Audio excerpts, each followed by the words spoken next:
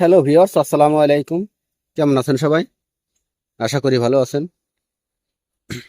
Viewers, এ বছরটাই আসলে প্রচুর বৃষ্টিপাত, যে কারণে আনারের জন্য খুবই একটা সমস্যার বিষয়। তো আজকে কথা বলবো ফাইনালি যে এভাবে এই আনার গাছগুলোকে হাফ ড্রামে সেট আপ করে দিয়েছি সেসব বিষয়াদি নিয়ে,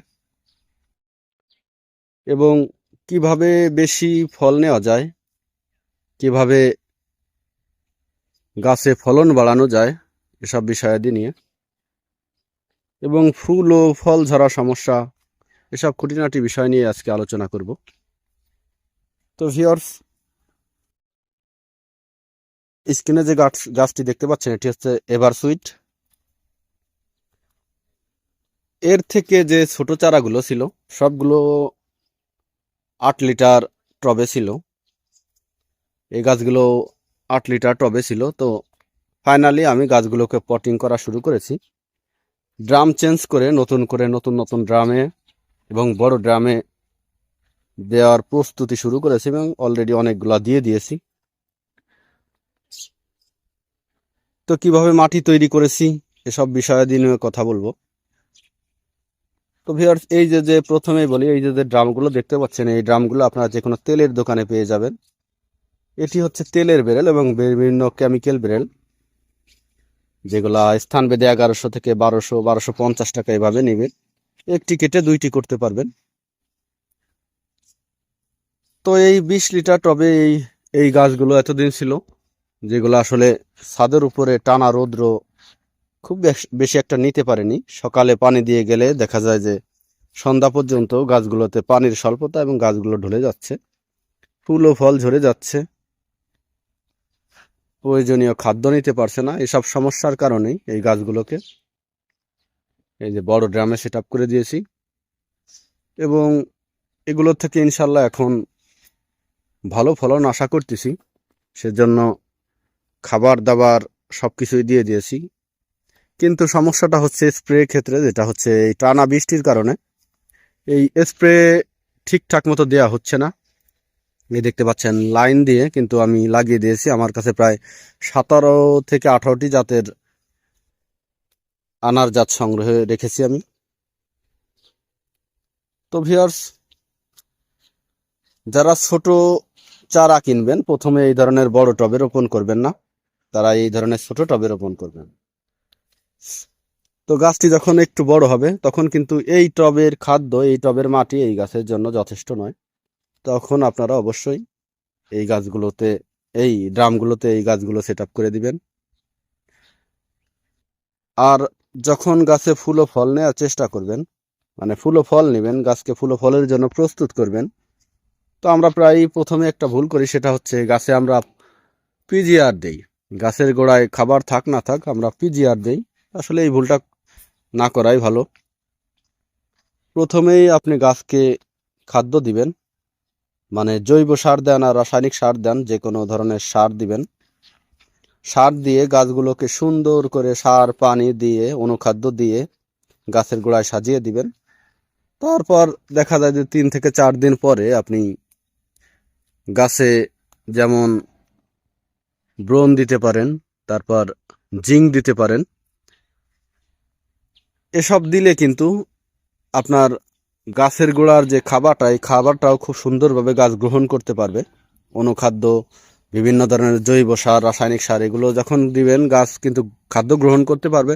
তো তখন দেখবেন যে পিজিআর এর প্রয়োজন নেই, এমনিতেই আপনার গাছগুলোতে প্রচুর পরিমাণে ফল আসছে এবং ফুল আসছে। তো তারপরেও যদি খাদ্যগুলো দেওয়ার পরেও যদি মনে হয় যে না, গাছে আশা অনুরূপ ফল দিচ্ছে না, ফুল আসতেছে না, তো তখন আপনারা পিজিআর স্প্রে করতে পারেন। তো তখন পিজিআর স্প্রে করলে গাছের যে যে নিউট্রিশনটা দরকার সেটা কিন্তু গাছ নিতে পারবে এবং ফুল ও ফল দিতে পারবে। তো আপনারা যদি গাছের খাবার না দিয়ে আগেই গাছে স্প্রে করেন, আগেই গাছে পিজিআর দেন, তাহলে কিন্তু গাছ কিন্তু প্রয়োজনীয় খাবার নিতে পারবে না, বরঞ্চ আরও খাবারের অভাবে গাছে নানাবিধ সমস্যা হবে। গাছ অনেক সময় দেখা যায় গাছ শক্ত হয়ে যাচ্ছে, তারপর যে ফুলগুলো ছিল সেগুলো ঝরে পড়ে যাচ্ছে, এই নানাবিধ সমস্যায় পড়বে। তো গাছে প্রথমেই আপনাকে বুঝতে হবে যে কোনো প্রকার রোগ আক্রান্ত নয়, কোনো ছত্রাকের আক্রমণ নয়, এবং গাছটি আপনার পুরোপুরি রোগমুক্ত। তারপরে আপনি বিভিন্ন ধরনের খাদ্য দিবেন, খাদ্য দেওয়ার পর পিজিআর দিবেন, তাহলে আপনার গাছে নতুন করে ফুল আসবে এবং যে ফুলগুলো থাকবে সেগুলো ঝরে পড়বে না এবং ফলগুলো সেট হওয়ার কিন্তু একটা সম্ভাবনা বেশি থাকবে। তো আমি প্রত্যেকটা গাছেই গতকাল খাবার দিয়ে দিয়েছি, দেখতে পাচ্ছেন জৈব সার দিয়েছি, রাসায়নিক সার দিয়ে দিয়েছি।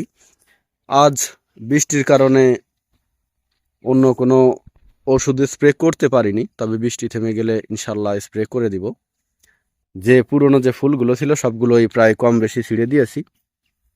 গাছে এখন মাকড়নাশক, ছত্রাকনাশক দিয়ে দিব, যেহেতু বৃষ্টির পরে আসলে গাছগুলোকে মাকড়ে ধরে।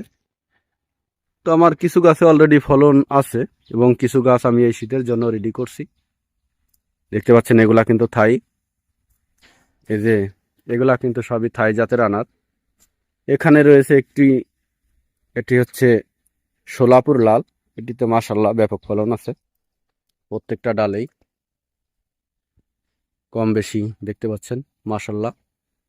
তো আপনারা আসলে গাছে পিজিআর দেওয়ার আগে গাছে খাদ্য দিবেন, তা না হলে আপনার ফুল ঝরে যাবে এবং ফল সেট হওয়ার সম্ভাবনা কম থাকবে। তাই যখনই আপনারা গাছটির থেকে ফল আশা করবেন, ফল আশা করলে আপনারা অবশ্যই গাছটিকে খাদ্য দিতে হবে। এটা হচ্ছে পাকিস্তানি, মাশাআল্লাহ বেশ কিছু ফলন আছে এবং এগুলোকে আমি নতুন করে খাদ্য দিয়েছি যেন এই ফলগুলো বড় হয়। এবং যেগুলাতে আমি এখনো ফল নেইনি, এই দেখতে পাচ্ছেন, তো আমি হালকা প্রুনিং করে দিয়েছি, হালকা প্রুনিং করে এর গোড়ায় খাবার দিয়ে দিয়েছি।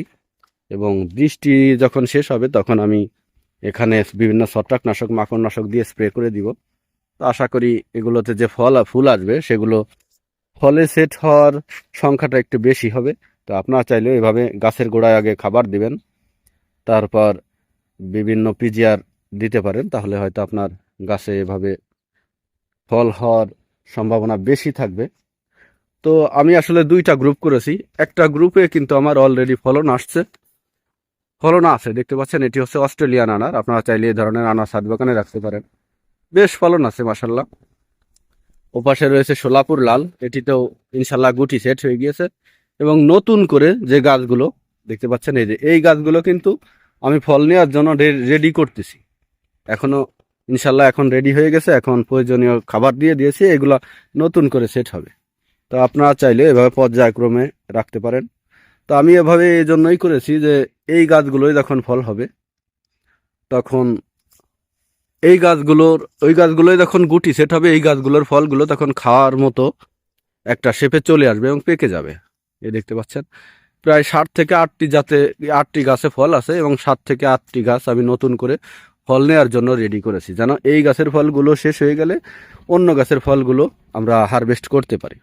তো এভাবে সিকোয়েন্স দিয়ে আমি সিরিয়াল দিয়ে এভাবে সিস্টেম করেছি। আপনারা চাইলে এভাবে যদি গাছ বেশি থাকে এভাবে করতে পারেন, তাহলে দেখা যাবে যে 12 মাসই কম বেশি ফল থাকবে। তো ভিউয়ার্স, আমি নতুন বাগানি, আমি যেটা করি সবসময় আমার নিজের অভিজ্ঞতা থেকে এবং আপনাদের পরামর্শ অনুযায়ী। তাই যদি কোনো ভুল হয় অবশ্যই আপনারা কমেন্টে জানাবেন, আর অবশ্যই চ্যানেলটি সাবস্ক্রাইব করবেন। পরবর্তী ভিডিও নিয়ে আপনাদের সামনেই আসবো। ধন্যবাদ সবাইকে, ভালো থাকবেন সবাই।